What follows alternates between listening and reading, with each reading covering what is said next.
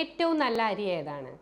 അതുപോലെ തന്നെ പ്രമേഹ രോഗികൾ ഏത് തരം അരികൾ കഴിക്കണം സ്ഥിരമായിട്ട് കഴിക്കുന്നത് നല്ലതാണോ?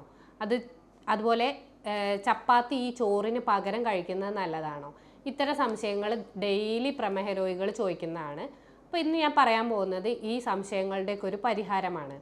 ഞാൻ doctor Gopika, doctor Basil's homeo hospital, Pandikkad, Malappuram ജില്ല.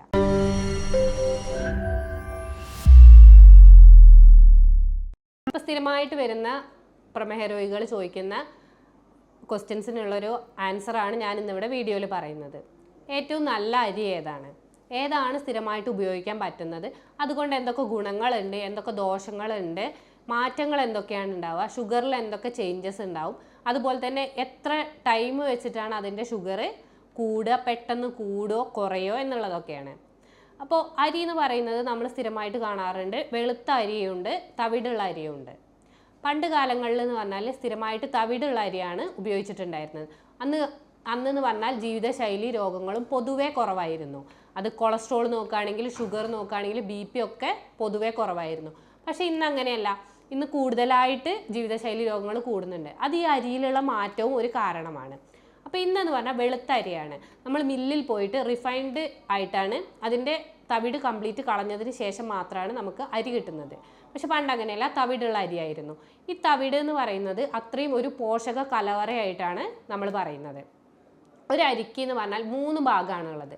ഒന്ന് തവിട്, ഒന്ന് എൻഡോസ്പെർം, ഒന്ന് മുള.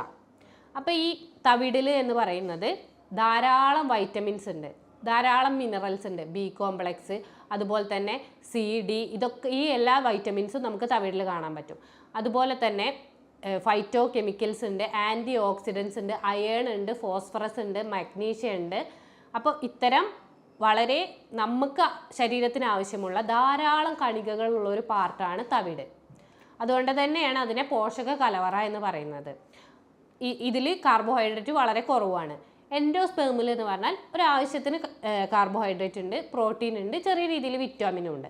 അതുപോലെ തന്നെയാണ് മുളയിലും ചെറിയ രീതിയിലുള്ള വൈറ്റമിൻസ് ഉണ്ട്, മിനറൽസും ഉണ്ട്. അപ്പോൾ ഇങ്ങനെ അടങ്ങിയിട്ടുള്ളൊരു അരിയാണ് നമുക്കുള്ളത്.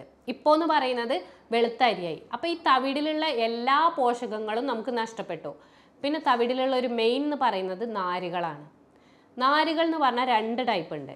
അലിയുന്ന നാരുകളുണ്ട്, അലിയാത്ത നാരുകളുണ്ട്. അലിയുന്ന നാരുകൾ എന്ന് പറഞ്ഞാൽ അന്നജം ആഗിരണം ചെയ്യുന്ന പവറിനെ അവിടെ പ്രതിസന്ധിയായിട്ട് ഒരു റെസിസ്റ്റൻസ് ആണ് കൊടുക്കുക. അപ്പോൾ എത്രത്തോളം കാർബോഹൈഡ്രേറ്റ് ഇപ്പോൾ നമ്മുടെ ബോഡിയിൽ കൂടിയിട്ടുണ്ടെങ്കിൽ അത് ബ്ലഡിലേക്ക് ആഗിരണം ചെയ്യുന്നത് നാരുകൾ തടഞ്ഞു വയ്ക്കും. അലിയാത്ത നാരുകൾക്ക് എന്ന് പറഞ്ഞാൽ വേറെ ഫങ്ഷൻസ് ആണുള്ളത്. അലിയാത്ത നാരുകൾ നമുക്ക് വിശപ്പ് കുറയ്ക്കും. അതുപോലെ തന്നെ കാരണം ബോഡിയിൽ അത് നിൽക്കുകയാണ് ചെയ്യുന്നത്, വിശപ്പ് കുറയ്ക്കുകയും അമിതവണ്ണം കുറയ്ക്കും. സ്വാഭാവികമായിട്ട് വിശപ്പ് കുറയുന്ന സമയത്ത് നമ്മുടെ ഉള്ളോട്ടുള്ള ഇൻടേക്ക് കുറയും, അപ്പോൾ നമ്മുടെ അമിതവണ്ണം കുറയും ചെയ്യും. അപ്പോൾ ഈ 2 ടൈപ്പ് നാരുകളാണുള്ളത്. ഈ അലിയുന്ന നാരുകളാണ് നമ്മുടെ തവിടിലുള്ളത്. അപ്പോൾ ഈ തവിടിൽ ഈ അലിയുന്ന നാരുകൾ ഉണ്ടാകുമ്പോൾ കൂടുതലായിട്ടുള്ള നമ്മുടെ ഷുഗർ ലെവൽ കുറയ്ക്കാൻ മാത്രമേ സാധിക്കുള്ളൂ. ഷുഗർ കൂടുന്നതിനനുസരിച്ച് അബ്സോർപ്ഷൻ കുറയും ചെയ്യും. അതുപോലെ തന്നെ ആ പ്രതിസന്ധി ഉണ്ടാകുമ്പോൾ നമ്മൾ കറക്റ്റായിട്ട് നമ്മുടെ ജീവിതശൈലി കൊണ്ടുപോവുകയാണെന്നുണ്ടെങ്കിൽ നമുക്ക് ഷുഗർ നമ്മളെ കൺട്രോളിൽ വരും. ഈ ഹാർവാർഡ് യൂണിവേഴ്സിറ്റിയിലെ ഒരു റിസർച്ച് പറയുന്നത് എന്താ വെച്ചാൽ, നമ്മൾ ഡെയിലി ഒരു 2 കപ്പ് വോൾ ഗ്രെയിൻ, തവിടുള്ള സാധനങ്ങൾക്ക് നമ്മൾ പറയും മുഴുധാന്യങ്ങളെന്ന്, വോൾ ഗ്രെയിൻ കഴിച്ചു കഴിഞ്ഞാൽ 21% നമ്മുടെ ഷുഗർ കുറയുന്നവർ റിസർച്ച് പേപ്പറിൽ പറയുന്നുണ്ട്. അപ്പോൾ ഇതൊരു റിസർച്ച്ഡ് മാനറിൽ തന്നെയാണ് നമ്മൾ പോകുന്നത്. അപ്പോൾ ഈ തവിടിന് ഇത്രയധികം ഗുണങ്ങളുണ്ട്. എന്നാൽ ഇന്ന് നമ്മൾ കടകളിൽ നിന്ന് വാങ്ങുന്ന പെയിൻ്റ് അടിച്ചതോ അല്ലെങ്കിൽ കളർ ചെയ്തതോ ആയ തവിടല്ല ഉദ്ദേശിക്കുന്നത്. കറക്റ്റായിട്ട് നോക്കിയതിന് ശേഷം നിങ്ങൾ 100% പ്യുവർ ആണ്, അത് തവിടാണെന്ന് ഉറപ്പിച്ചതിന് ശേഷം മാത്രം ആ തവിടുള്ള അരി ദിവസേന യൂസ് ചെയ്യാൻ നോക്കുക. പിന്നെ അമിതമായി കഴിഞ്ഞാൽ എന്തും നമ്മുടെ ശരീരത്തിന് ബാഡായിട്ട് മാറും. കേട്ടിട്ടില്ല, അമിതമായി കഴിഞ്ഞാൽ അമൃതും വിഷമാണ്. അമൃത് എന്ന് പറഞ്ഞാൽ നല്ലതുള്ള ഒരു സാധനമാണ്, അത് കൂടുതലായി കഴിഞ്ഞാൽ വിഷമാണ്. അപ്പോൾ എന്തും ഒരു ശരീരത്തിന് ആവശ്യമുള്ള രീതിയിൽ മാത്രമേ നമ്മൾ കഴിക്കാൻ പാടൂ. അപ്പോൾ തവിടുള്ള അരി നല്ലതാണെന്ന് പറഞ്ഞിട്ട് പ്രമേഹ രോഗികൾ അത് കൂടുതലായിട്ട് കഴിച്ചു കഴിഞ്ഞാൽ അത് ആരോഗ്യത്തിന് ബാഡായിട്ടാണ് വരിക. പിന്നെ ഒരു ഗ്ലൈസീമിക് ഇൻഡെക്സിൻ്റെ കാര്യം നമ്മൾ നോക്കുകയാണെന്നുണ്ടെങ്കിൽ വെളുത്ത അരിയിൽ എന്ന് പറഞ്ഞാൽ 60 മുതൽ 69 വരെയാണ് ഗ്ലൈസീമിക് ഇൻഡെക്സ് കാണുന്നത്. അതുപോലെ തന്നെ വെളുത്ത അരി പെട്ടെന്ന് ഡൈജസ്റ്റ് ആവും, ദഹനം പെട്ടെന്ന് നടക്കും. പെട്ടെന്ന് ദഹനം നടന്നു കഴിഞ്ഞാൽ എന്ന് പറഞ്ഞു കഴിഞ്ഞാൽ പെട്ടെന്ന് നമ്മുടെ ഷുഗറിൻ്റെ ലെവല് ബോഡിയിൽ കൂടും. എനർജി കാലോറി പെട്ടെന്ന് ശരീരത്തിൽ കൂടിക്കഴിഞ്ഞാൽ അത് ഷുഗർ കൂടും, കൊളസ്ട്രോൾ കൂടും, ഇത്തരം ബുദ്ധിമുട്ടുകളൊക്കെ ഉണ്ടാവും. എന്നാൽ തവിടുള്ള അരി എന്ന് പറഞ്ഞാൽ സാവധാനമാണ് ശരീരത്തിൽ ദഹനം നടക്കുന്നത്. അപ്പോൾ പെട്ടെന്നുള്ളൊരു ഗ്ലൈസമിക് ഇൻഡെക്സിൻ്റെ പീക്ക് കിട്ടില്ല. 40 മുതൽ 49 വരെയാണ് തവിടുള്ള അരിയിലുള്ള ഗ്ലൈസമിക് ഇൻഡെക്സ്. അപ്പോൾ അത് സാവധാനമേ ഉള്ളൂ ശരീരത്തിൽ ഷുഗർ കൂടുക. അപ്പോൾ ആ കൂടുന്നത് നമുക്ക് ടാലി ചെയ്ത് ഇപ്പോൾ എക്സസൈസ് ചെയ്യുകയാണെങ്കിൽ ആ ടാലി ചെയ്തും പോകാൻ പറ്റും. വെളുത്ത അരിയേക്കാൾ എത്രയോ നല്ലതാണ് നമ്മൾ തവിടുള്ള അരി ഉപയോഗിക്കുന്നത്. പിന്നെ വെളുത്ത അരിക്ക് എന്ന് പറയുന്നത്, വെളുത്ത അരി ഇൻസുലിൻ റെസിസ്റ്റൻസ് ഉണ്ടാക്കുന്നുണ്ട്. അപ്പോൾ ഇൻസുലിന് ഒരു പ്രതിരോധം വന്നു കഴിഞ്ഞാൽ അത് വീണ്ടും ഷുഗർ കൂടാനുള്ളൊരു കാരണമാവുന്നുണ്ട്.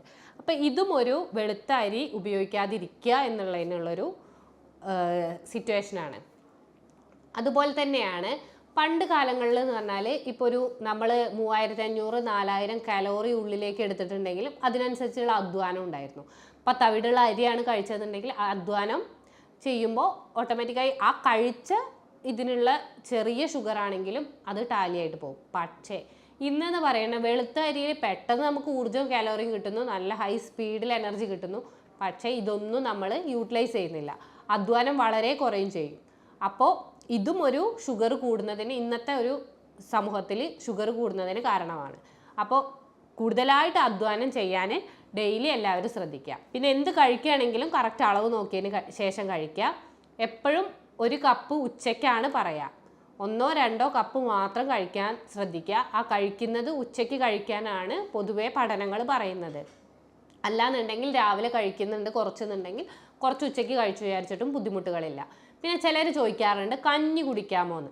കഞ്ഞി എന്ന് പറഞ്ഞാൽ അത്രയും വേവിച്ച് നമ്മളെ ദഹനം പെട്ടെന്നാക്കുന്ന രീതിയിലുള്ള പദാർത്ഥമായിട്ട് മാറിയിട്ടുണ്ടാവും. അപ്പോൾ ശരീരത്തിനും അത് ദഹിപ്പിക്കാനുള്ള ശേഷി അത്ര വേണ്ടി വരില്ല. പെട്ടെന്ന് ഹൈ സ്പീഡിൽ എനർജി കൂടുകയും അതുപോലെ ഷുഗർ കൂടാനുള്ള ചാൻസും ഉണ്ടാവും. അതുപോലെ തന്നെയാണ് ഇപ്പോൾ ഓട്സ് യൂസ് ചെയ്യുന്ന സമയത്ത്, ഓട്സ് എന്ന് പറഞ്ഞു കഴിഞ്ഞാൽ നമ്മൾ വേവിച്ച് കഴിക്കുകയാണെന്നുണ്ടെങ്കിൽ അത് ഷുഗർ കൂടും. പക്ഷേ അത് നിങ്ങൾ പുട്ട് അല്ലെങ്കിൽ ഉപ്പുമാവൊക്കെ ആയിട്ട് കഴിക്കുകയാണെന്നുണ്ടെങ്കിൽ അത് ശരീരത്തിൽ എത്തിക്കഴിഞ്ഞാൽ സാവധാനം ദഹനം നടക്കുമ്പോൾ ആ എനർജി യൂട്ടിലൈസ് ചെയ്യുകയും ചെയ്യും ദഹനത്തിന് വേണ്ടിയിട്ട്. അതിൻ്റെ ഒപ്പം തന്നെ ചെറിയ രീതിയിലുള്ള ഒരു ഷുഗർ ചേഞ്ച് മാത്രമേ ഉണ്ടാവുള്ളൂ. അതുകൊണ്ട് ഇപ്പോൾ ഓട്സൊക്കെ യൂസ് ചെയ്യുന്നവർ കൂടുതലായിട്ട് വേവിച്ച് കഴിക്കാതെ പുട്ട് അതുപോലെ തന്നെ ഉപ്പുമാവൊക്കെ ആയിട്ട് കഴിക്കാൻ ശ്രദ്ധിക്കാം.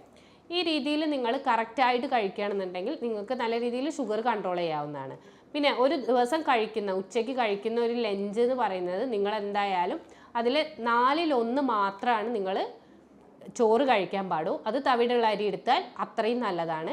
ബാക്കിയുള്ളതെന്ന് പറഞ്ഞു കഴിഞ്ഞാൽ പച്ചക്കറി, ഇലക്കറി, പഴങ്ങൾ, അതുപോലെ തന്നെ കടല, പരിപ്പ്, മുതിര ഇതുപോലത്തെ ധാന്യങ്ങളല്ല പ്രോട്ടീൻ റിച്ച് ആയിട്ടുള്ള പയറുവർഗ്ഗങ്ങളും കഴിക്കാൻ ശ്രദ്ധിക്കുക. വെളുത്ത അരിയിലും അതുപോലെ തന്നെ തവിടുള്ള അരിയിലും കലോറി, കാർബോഹൈഡ്രേറ്റ് എത്രത്തോളം ഉണ്ട് നോക്കാം. ഇപ്പോൾ നമ്മൾ പറഞ്ഞത് ഗ്ലൈസീമിക് ഇൻഡെക്സ് എത്ര ഉണ്ടെന്നുള്ളതാണ്. ഇപ്പോൾ ഒരു തവിടുള്ള അരിയിൽ എന്ന് പറയുന്നത് കലോറി 110 ഗ്രാമാണ്. പക്ഷേ വെളുത്ത അരിയിൽ അത് 130 ഗ്രാമാണ്. അപ്പോൾ അത്രയും കലോറി കൂടുതലാണ്. അപ്പോൾ അതിനനുസരിച്ച് നമ്മുടെ ഷുഗർ ലെവലും കൂടുകയാണ് ചെയ്യുക. അതുപോലെ തന്നെ കാർബോഹൈഡ്രേറ്റിൻ്റെ കാര്യം നോക്കുകയാണെന്നുണ്ടെങ്കിൽ തവിടുള്ള അരിയിൽ 23 ഗ്രാമാണുള്ളത്. എന്നാൽ വെളുത്ത അരിയിൽ 28 ഗ്രാം ഉണ്ട്. പക്ഷേ പ്രോട്ടീനും ഫാറ്റും എന്ന് പറയുന്നത് വെളുത്ത അരിയിലും തവിടുള്ള അരിയിലും ഏകദേശം സെയിം ആണ്. അപ്പോൾ അതിനെക്കുറിച്ച് നമ്മൾ കൂടുതലായിട്ട് ബോധർ ചെയ്യേണ്ട ആവശ്യമില്ല. ഫൈബറിൻ്റെ കാര്യത്തിൽ എന്ന് പറഞ്ഞാൽ തവിടുള്ള അരിയിൽ 1.8 ഗ്രാമും പിന്നെ വെളുത്ത അരിയിൽ 0.4 ഗ്രാമാണ് ഉള്ളത്. ഇതാണ് ഞാൻ ആദ്യം പറഞ്ഞത്, മെയിൻ നമ്മുടെ ഷുഗർ ലെവൽ കൺട്രോൾ ചെയ്യുന്നത് ഈ നാരുകളാണ്. അപ്പോൾ ഇത്രയധികം വ്യത്യാസമുണ്ട്. തവിടുള്ള അരിയിൽ എന്ന് പറഞ്ഞാൽ 1.8 ഗ്രാം ഉണ്ട്. അപ്പോൾ ഈ രീതിയിലുള്ള അലിയുന്ന നാരുകളാണ് തവിടുള്ള അരിയിലുള്ളത്. അപ്പോൾ ഈ അലിയുന്ന നാരുകൾ നമ്മളെ കൊളസ്ട്രോളിനെയും ഷുഗറിനെയും നല്ല രീതിയിൽ ലിമിറ്റ് ചെയ്ത് കൊണ്ടുപോകാൻ സഹായിക്കുന്നുണ്ട്. എത്ര ഷുഗർ കൂടിക്കഴിഞ്ഞാലും ഒരു ലിമിറ്റ് വരെ നമുക്ക് സഹായിക്കുന്നതെന്ന് പറഞ്ഞാൽ ഈ തവിടുള്ള അരിയിലുള്ള ഫൈബർ മാത്രമാണ്. അതുപോലെ തന്നെ വിറ്റാമിൻസ് ഉണ്ട്. വിറ്റാമിൻ B1, B6 ഒക്കെ ഏറ്റവും കൂടുതലുള്ള തവിടിലാണ്. വെളുത്ത അരിയിലും വിറ്റാമിൻസ് കാണുന്നുണ്ട്. അപ്പോൾ ഇത്തരം വ്യത്യാസങ്ങളാണ് നമുക്ക് തവിടുള്ള അരിയിലും വെളുത്ത അരിയിലും കാണപ്പെടുന്നത്. അപ്പോൾ അതിനനുസരിച്ച് മാത്രം നോക്കി എത്രത്തോളം ഉണ്ട്. പക്ഷേ ക്വാണ്ടിറ്റി എന്ന് പറയുന്നത് എപ്പോഴും നമ്മൾ ഒരു ലിമിറ്റഡ് ആയിരിക്കണം. അത് അറിഞ്ഞതിന് ശേഷം മാത്രം കഴിക്കുക. ഇനി അത് ഡൗട്ട് ഉണ്ടെന്നുണ്ടെങ്കിൽ അതിനനുസരിച്ച് നമ്മൾ കറക്റ്റ് ഒരു ഡയറ്റീഷ്യനെ അല്ലെങ്കിൽ ഒരു ഡോക്ടറെ കണ്ടിട്ട് എത്രത്തോളം ഇന്ന ഷുഗറിന് എത്ര കഴിക്കാൻ പറ്റും എന്നുള്ളത് അത് അളവ് ചോദിച്ചതിന് ശേഷം മാത്രം കഴിക്കാൻ ശ്രദ്ധിക്കുക. ഇങ്ങനെയാണ് നിങ്ങളുടെ ഡെയിലി ജീവിതശൈലി. അതിൻ്റെ ഒപ്പം നിങ്ങളുടെ ശരീരം വേർക്കുന്ന അല്ലെങ്കിൽ നിങ്ങളുടെ ഹൃദയമിടിപ്പ് കൂട്ടുന്ന രീതിയിലുള്ള കുറഞ്ഞ രീതിയിലുള്ള എക്സസൈസും കൂടെ ചെയ്യുകയാണെന്നുണ്ടെങ്കിൽ നിങ്ങൾക്ക് നിങ്ങളുടെ ഷുഗർ എന്ന് പറയുന്നത് കൺട്രോൾ ചെയ്തു പോകാവുന്നതേ ഉള്ളൂ. ഒരു മെഡിസിനോ ഒന്നും കഴിക്കാതെ തന്നെ നിങ്ങൾക്ക് കൺട്രോൾ ചെയ്തു പോകാം. എക്സസൈസും അതുപോലെ തന്നെ ഈ അരിയിലുള്ള ചോറിലുള്ള മാറ്റങ്ങളും ചെയ്തു കഴിഞ്ഞാൽ. എന്നിട്ടും നിങ്ങൾക്ക് ബുദ്ധിമുട്ടുണ്ടെന്നുണ്ടെങ്കിൽ നിങ്ങൾക്ക് എന്നെ കോൺടാക്റ്റ് ചെയ്യാവുന്നതാണ്. ഞാൻ doctor Gopika, doctor Basil homeo hospital, Pandikkad, Malappuram ജില്ല.